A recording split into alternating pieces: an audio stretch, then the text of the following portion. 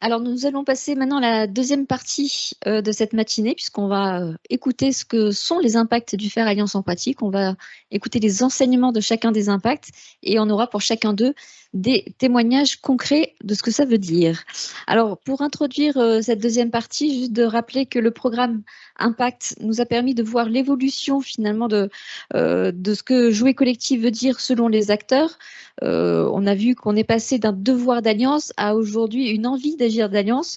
Anne nous parlait tout à l'heure des citoyens qui nous disent à 74% que c'est utile, voire incontournable de jouer collectif pour faire face aux défis actuels. Mais il y a aussi 92% des élus qui nous le disent.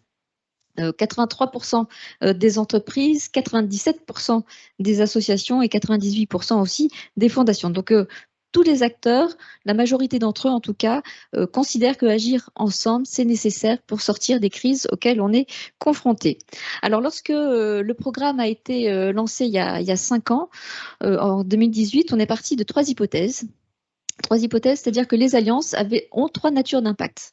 Un impact sur la performance des organisations qui sont impliquées, donc performance des acteurs économiques notamment, ceux qui veulent mettre en place une démarche de RSE, la performance aussi des structures d'intérêt général, parce que les alliances permettent à ces structures de consolider leur modèle socio-économique, et c'est aussi la performance des acteurs publics, puisque c'est une façon aussi pour eux de co-construire leur politique publique locale.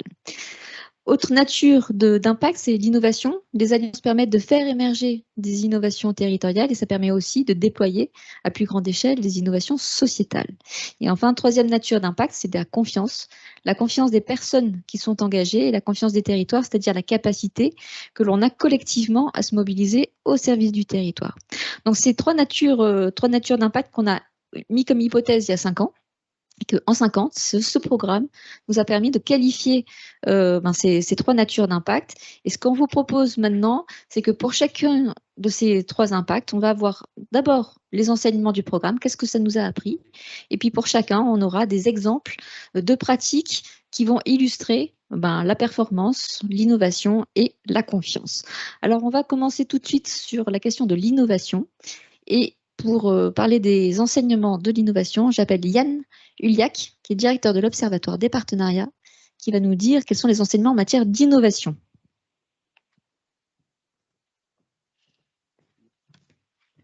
Merci bien, Elodie. Bonjour à toutes et à tous, et notamment à nos amis en ligne. Alors, peut-être c'est une gageure, et c'est toujours un parti pris de résumer en une slide, mais c'est important d'avoir finalement des chiffres clés en tête et après de dérouler sur les enseignements. Deux mots d'abord sur les grands impacts, les impacts forts des alliances sur l'innovation. Ils portent finalement sur deux grands aspects. D'abord, l'innovation territoriale, mais aussi la capacité de transformation à grande échelle. Et ce qui est intéressant, c'est que tous les acteurs sont unanimes sur ces impacts forts du faire alliance sur l'innovation. Et comment ce levier de l'innovation se traduit en actes?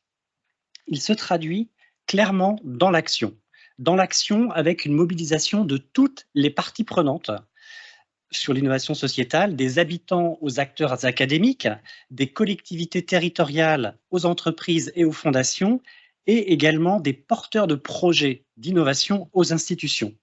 C'est-à-dire que chacun a un rôle à jouer à un moment donné dans ce processus de l'innovation pour faire émerger, modéliser et également déployer l'innovation sociétale.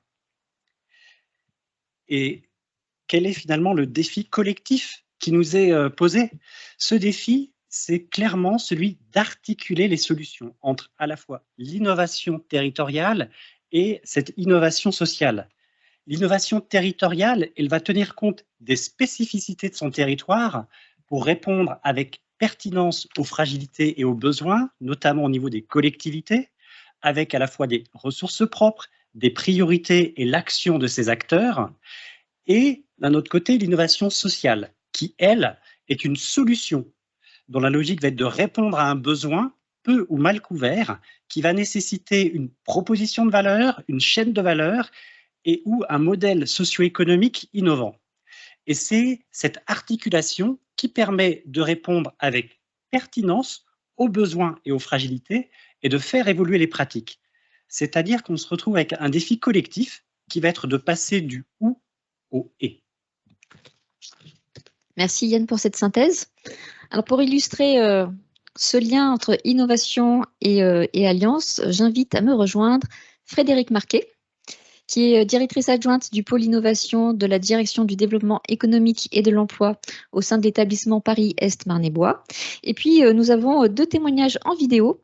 Celui d'abord qui va apporter sa vision d'acteur associatif, qui est Philippe Dacosta, qui est président de la Croix-Rouge française et qui est en déplacement en Outre-mer. Et puis, la vision économique avec les groupes de protection sociale, puisque Brigitte Pisa, qui est présidente de l'Association européenne des institutions paritaires, préside justement un conseil d'administration. Donc, et Philippe et Brigitte ont eu l'amabilité d'enregistrer leur témoignage. Alors, je me retourne vers vous, du coup, Frédéric. En 2018, l'intercommunalité Paris-Est Marne-et-Bois a créé la direction de l'économie et de l'emploi, et dans cette direction, il y a intégré un pôle, le pôle innovation et expérimentation. Ce pôle, il est dédié aux pratiques innovantes d'animation des acteurs de territoire, et son objectif, c'est de proposer, de créer des écosystèmes de solutions qui sont élaborés avec tous les acteurs du territoire pour accompagner les acteurs économiques dans toutes les transitions économiques, sociales et environnementales. Alors, ce pôle, en quelques mots, il a 3 axes d'intervention. Le premier qui s'appelle Startup et Green Tech et qui permet de rapprocher les collectivités et les entreprises innovantes. Et le deuxième axe, c'est de favoriser l'interconnaissance entre, d'une part, les collectivités et d'autre part, les acteurs de l'ESS, et d'une certaine façon aussi de faciliter leurs relations contractuelles. Et le troisième axe, c'est celui qui va plus particulièrement nous intéresser aujourd'hui, c'est la démarche Agir ensemble en territoire qui porte une ingénierie qui nous est très chère, c'est celle de Catalyse. Alors, ma question, c'est finalement en quoi cette ingénierie de Catalyse, elle permet d'innover au service du territoire?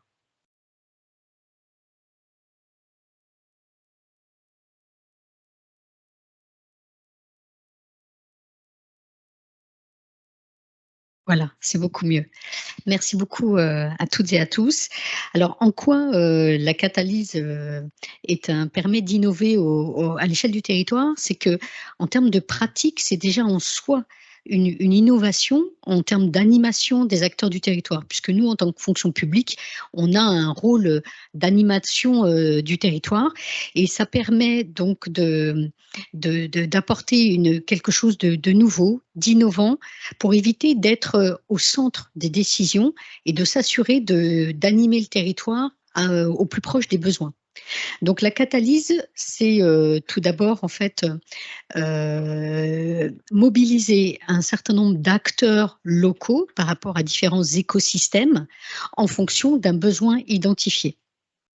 Et donc l'interconnaissance de ces acteurs entre eux, la rencontre va faire émerger à la fois l'analyse des problématiques, les dysfonctionnements des différents mondes entre eux, et c'est là que ça va permettre d'innover, puisque face aux différents constats, en fait, les acteurs vont pouvoir apporter des réponses collectives à ces problématiques. Et donc, sur le troisième axe que vous avez évoqué, Élodie, Agir ensemble sur le territoire, on a aujourd'hui un premier démonstrateur qui s'appelle VitaWin, qui a été créé il y a 4 ans sur la thématique de l'éducation, à partir du constat qui était de dire il faut absolument encore aujourd'hui rapprocher école, élèves et entreprises.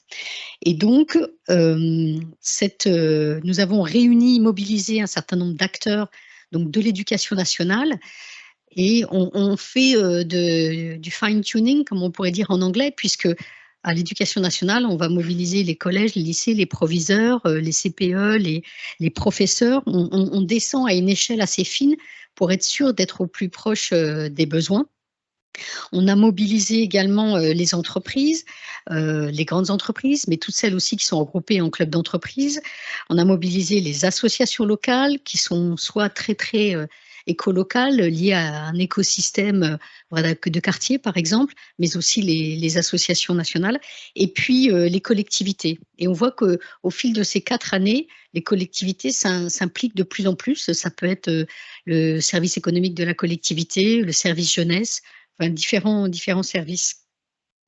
Et donc, au fil de ces 4 années, en fait, au fil de cette catalyse territoriale, il y a un process qu'il faut qu'il reste agile, qui permet aussi de s'adapter. Donc, VitaWin, ça présente aujourd'hui 3 étapes différentes.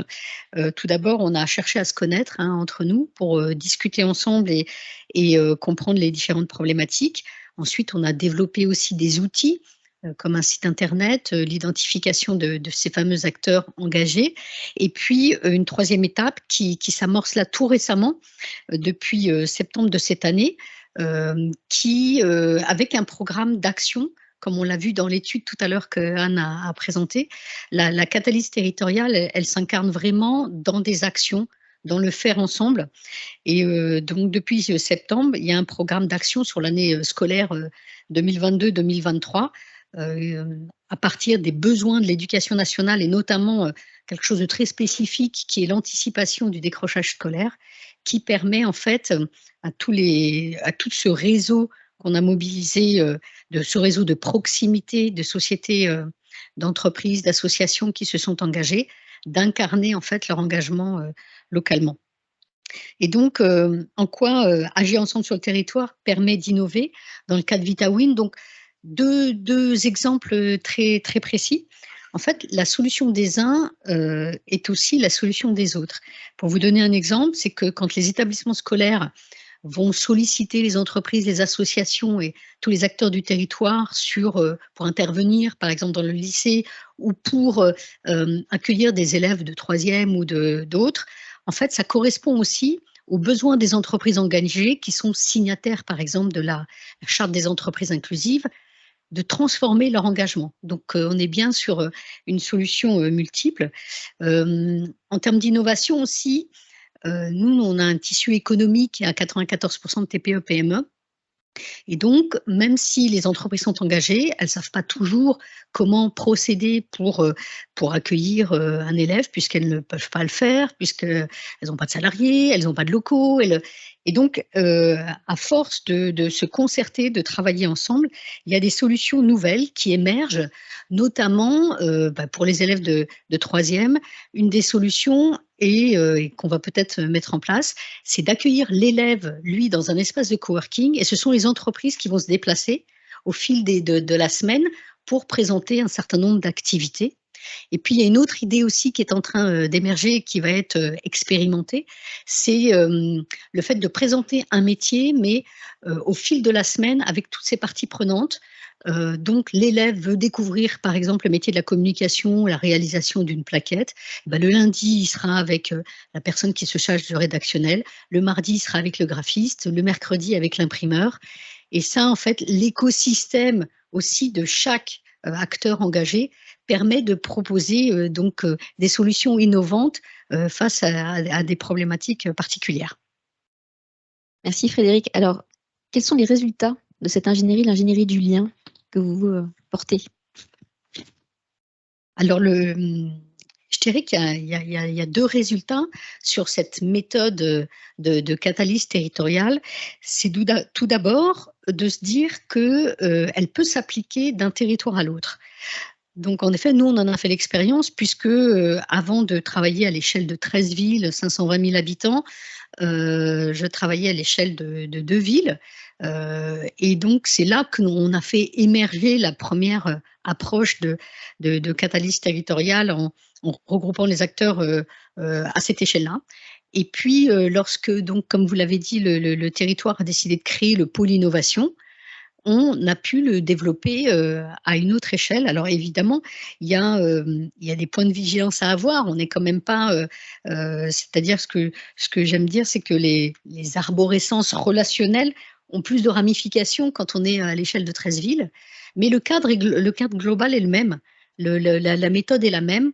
Donc, on peut à la fois changer de territoire, ça pourrait être d'autres villes, mais changer aussi d'échelle de territoire. Donc ça, c'est un des premiers résultats. L'autre résultat est de dire qu'elle permet aussi de passer d'une thématique à l'autre. Alors, il est vrai que dans notre cas, à nous, on a travaillé beaucoup sur l'éducation, enfin au sens large, à l'échelle de 2 villes et aussi à l'échelle de 13. Mais depuis juin, il y a une autre thématique qui est en train d'émerger, à l'initiative d'acteurs locaux d'un club d'entreprise qui a 20 ans d'existence, une petite centaine d'adhérents, qui nous a sollicités pour que l'on puisse appliquer la même méthode sur un sujet qui leur tient à cœur, qui est le handicap, l'inclusion de tous les talents.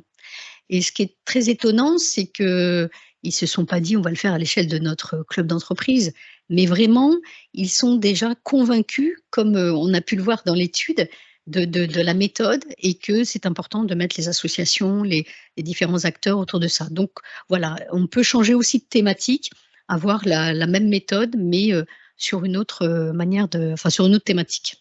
Un cadre commun d'action, mais qui laisse la place aux spécificités du territoire. Alors, je voudrais juste conclure pour dire que tout ce que vient de dire Frédéric, grâce au fonds ODD17, qui est un fonds qui soutient l'ingénierie notamment d'Alliance et qui a été créé par la Fondation Total Énergie Le Ramon, on a pu capitaliser toute cette démarche. Donc, on a fait cette fiche de Paris-Est, Marne-et-Bois. Donc, pour ceux qui sont ici physiquement, vous pouvez, elle est là à disposition. Et pour ceux qui sont à distance, elle est disponible ou sera disponible dans la base Impact Alliance à laquelle vous pouvez accéder depuis le site de l'Observatoire des partenariats.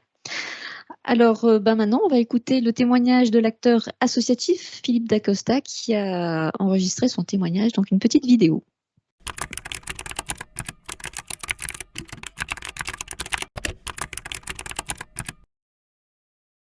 Pour la Croix-Rouge, faire alliance est avant tout une condition pour venir en aide efficacement aux plus démunis. Protéger la vie et la dignité humaine implique de faire œuvre collective avec ceux qui sont en capacité d'aider, mais aussi avec les personnes accompagnées elles-mêmes. Le 17e objectif de développement durable est donc au cœur de notre démarche. En tant qu'auxiliaire des pouvoirs publics dans le domaine humanitaire, nous coopérons avec l'ensemble des forces vives de notre pays. La Croix-Rouge fait par ailleurs elle-même partie d'une grande alliance, à savoir le mouvement de la Croix et du Croissant Rouge, le plus grand réseau humanitaire au monde. Nous sommes par nature tournés vers les autres.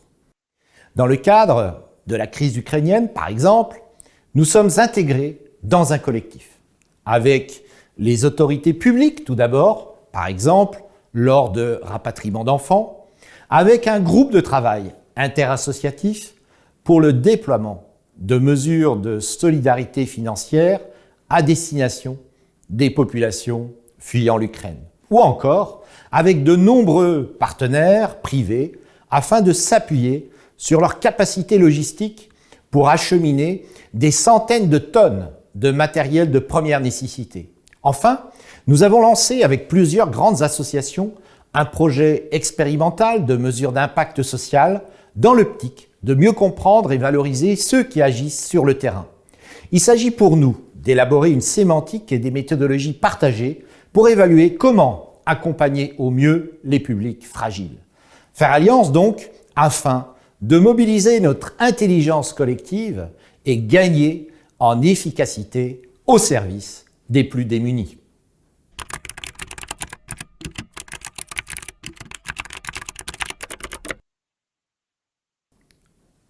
L'expérience de terrain et les initiatives locales sont notre première source d'innovation.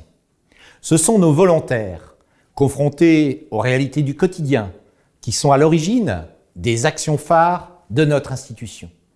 C'est en se confrontant aux fragilités qui sont à même d'identifier les outils et initiatives de solidarité capables d'apporter une réponse concrète et adaptée.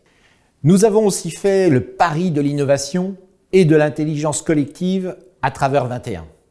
L'accélérateur de l'innovation sociale de la Croix-Rouge française a été lancé en 2019. Il permet à notre institution d'être en capacité de s'appuyer sur des innovateurs en lien avec nos partenaires afin de maximiser l'impact social de nos activités et de réinventer nos modalités d'action. 21 par des idées de ceux qui agissent sur le terrain.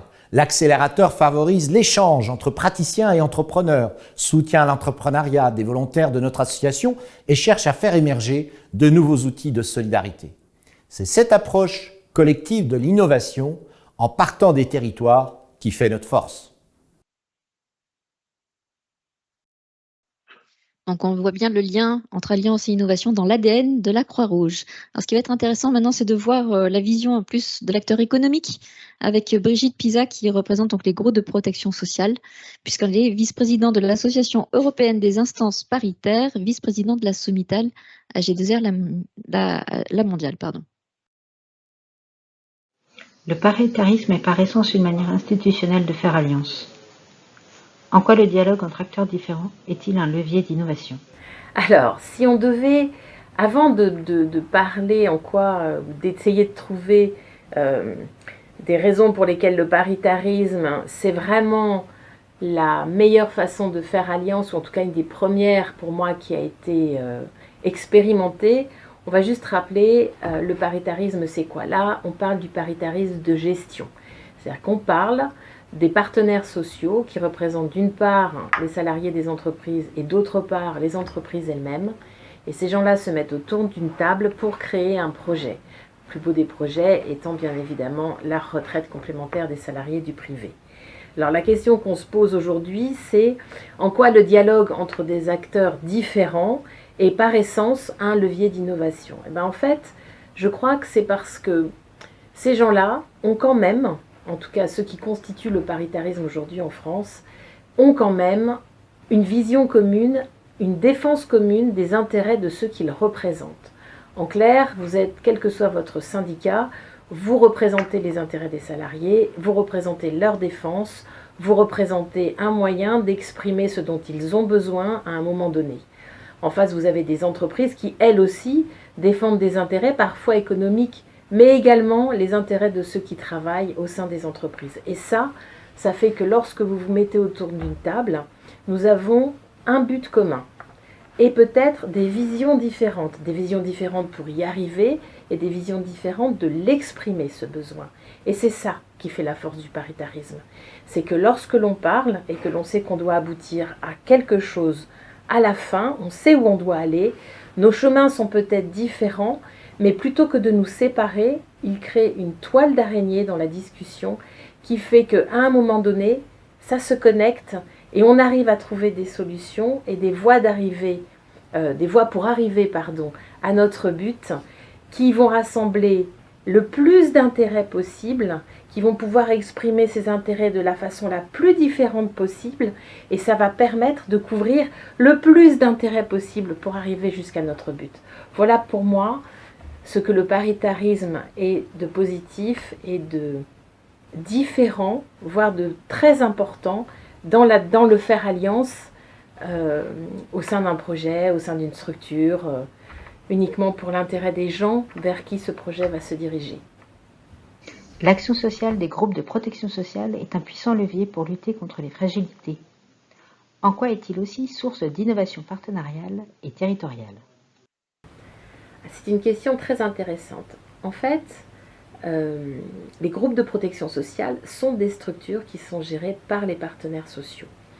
Et donc, réfléchir à ce dont les personnes que nous représentons ont besoin, et notamment comment les aider à mieux vivre certaines fragilités, c'est l'essence même des groupes de protection sociale. Et aujourd'hui, en tant que partenaires sociaux, nous sommes au plus proche des territoires, au plus proche des personnes, pour comprendre ce dont ils ont besoin, pour appréhender ces besoins, pour les exprimer et essayer de trouver des solutions. Mais comme nous sommes des gens qui aiment beaucoup discuter, nous allons chercher les compétences et nous allons aussi chercher ceux qui peuvent nous aider à mettre en place des solutions parce qu'ils sont peut-être plus éloignés que nous des besoins propres des gens, mais ce sont des acteurs indispensables pour diffuser l'information et pour diffuser la solution. Je pense aux mairies, je pense aux départements